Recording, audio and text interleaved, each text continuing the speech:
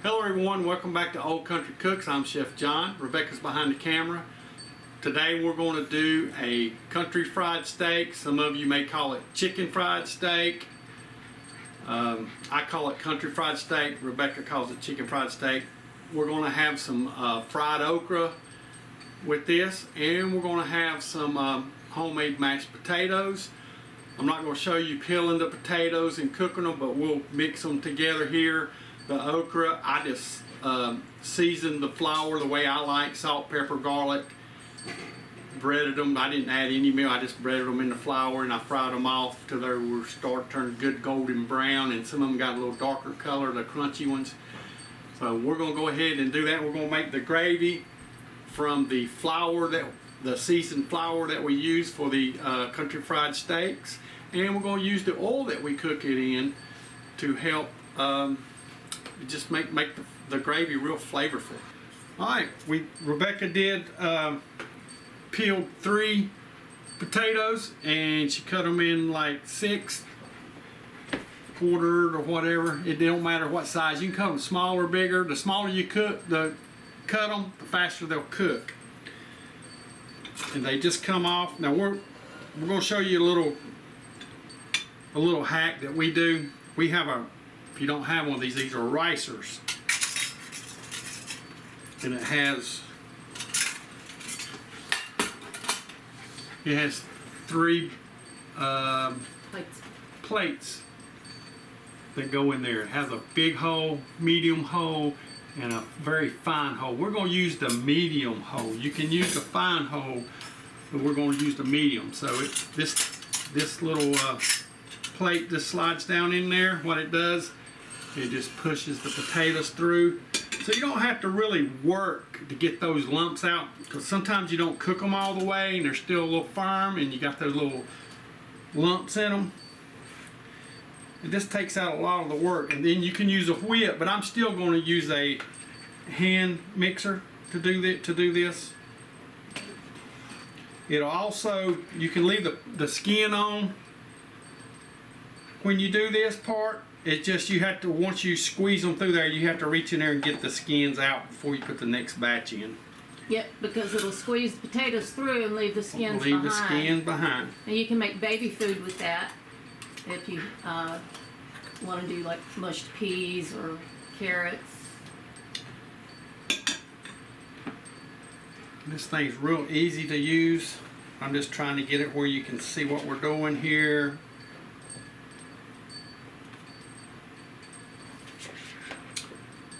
These things are easy to clean up. And they're not expensive. No. And I'll just let you see it come out the bottom here. It's called a ricer because it looks like rice. That's exactly what it does. Need a lot of butter to make it really taste good when you make this. So I've got 6 tablespoons of butter. I'm gonna get that in there. I'll go ahead and put me some salt in here. And you can see, you don't have to put a whole lot in the first time, because you can always go back at the end and taste it. I'm gonna add some milk. I've got half and half. You can use regular milk if you want to. You want to add a little bit at a time, because you don't want to make them too soupy. Again, like I said, the way we just did it, you could probably use a whip, but we're going to use hand mixer.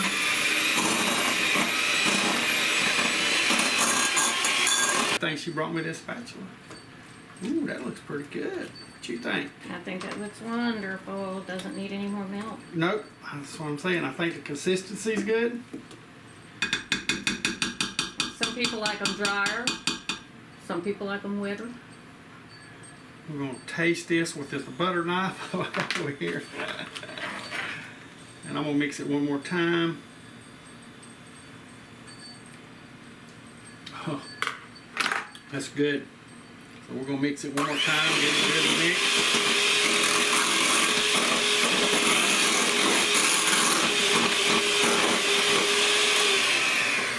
And the way you can tell it's right, see how it holds its peaks in there? That's how you want it. And I'm gonna transfer it over, cause I still gotta cook the country fried steak. I'm gonna put it in an aluminum pan and we're gonna stick it in the oven with the okra. It's on warm, we don't have it on high. Look at that, man.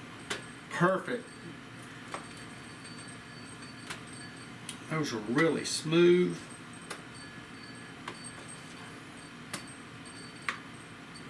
And see how much that made? Just three, I guess, good sized potatoes. Russet. Baking russet potato. And that made a lot of potatoes. And then, if you want to be fancy, take your spatula. We'll shake it out just a little bit. And take your spatula, and you can just do. You can do them the opposite direction. Make little scallops. There you go. You put a little butter right on top. You get those little pool of butters in there. All right, we got our cube steak here. I can't find my hammer, my mallet, so I'm going to just use a little glass. We're going to pound these out just a tad. Just get a little thinner. These things, when you cook them, they shrink up and get thick, and sometimes you don't get them all the way done. So we're going to just smash them out just a little bit. I was supposed to put plastic over them, but I could have put it over this. Right, so what we want to do now, the hand I didn't touch the meat with, I'm just going to sprinkle a little salt. A little pepper. I have my flours already seasoned, both of them. I'll show you my setup once we get done with this. There we go, a little garlic on here. And I'm going to do the other side. Once I get all these done, we'll show you the breading part.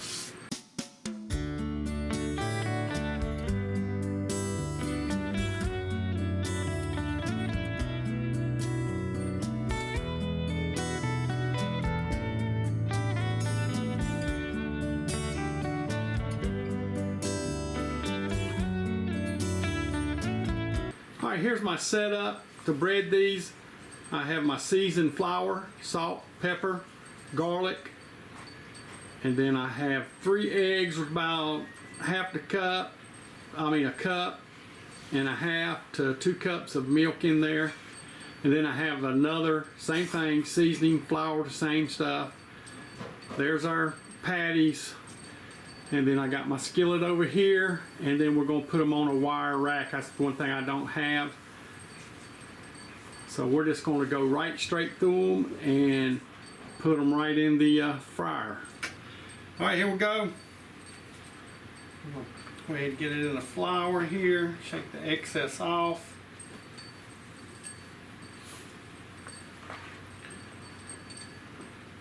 Then we'll put it in the milk.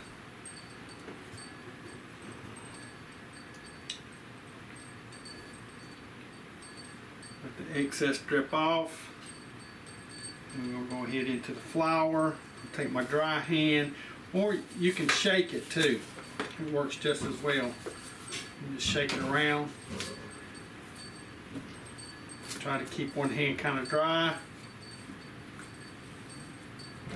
Then we're going into the 350 degrees hot oil. I was about to mess up, wasn't I? Well, I can use this for the dry hand. Get that in there, get my wet hand. Get the excess drip off. Throw it into the pan. Turn the heat up a little bit on this to 375. I think my heat's off a little bit in there on this.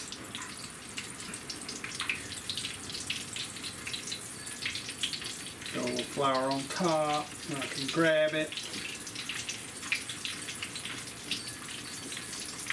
Take the excess off, drop it in the pan.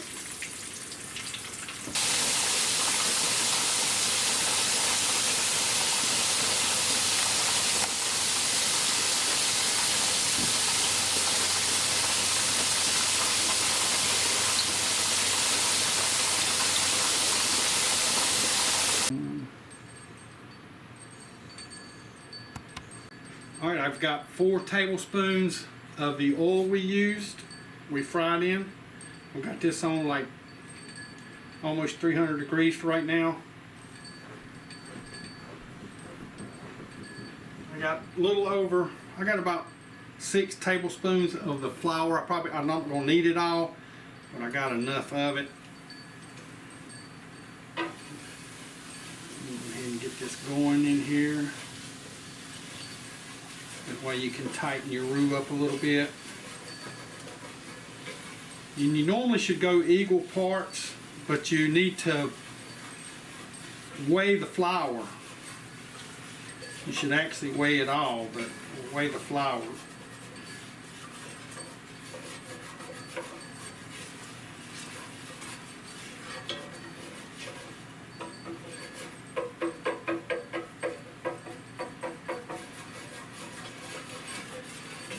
You can use half and half if you want to.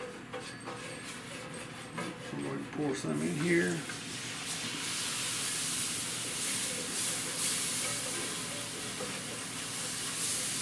And this may take more than these 3 cups I got. I'm not sure. If we have to get some half and half, we'll go get some.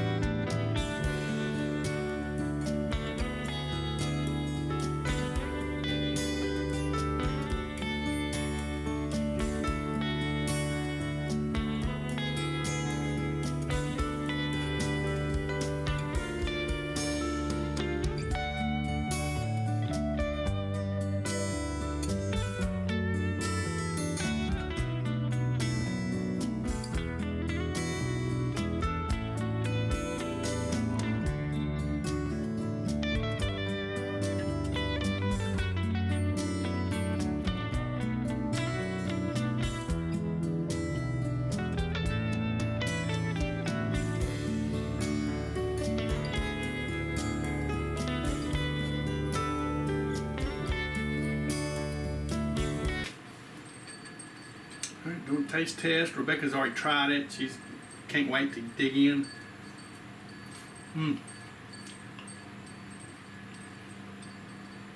Oh, that's tender. It's a good milk gravy. The potatoes are just creamy, seasoned just right. And we already had the okra. We was snacking on that like popcorn. It's good. If you're not a fan of milk gravy, you can always add a little beef bouillon or a chicken bouillon or even a little vegetable bouillon. You just take it whatever you want. This is the way I was raised eating it or cooking it, and I still eat the same way. Alright, hope you enjoyed this cook. Fast, eat. Well, it wasn't fast. It takes a while to cook and prep. But first time here, please subscribe, share, like, ring that bell to get all of our notifications. And what else? Leave us a comment. Yeah, put them comments down there, and most important, Y'all come back. Bye. Bye.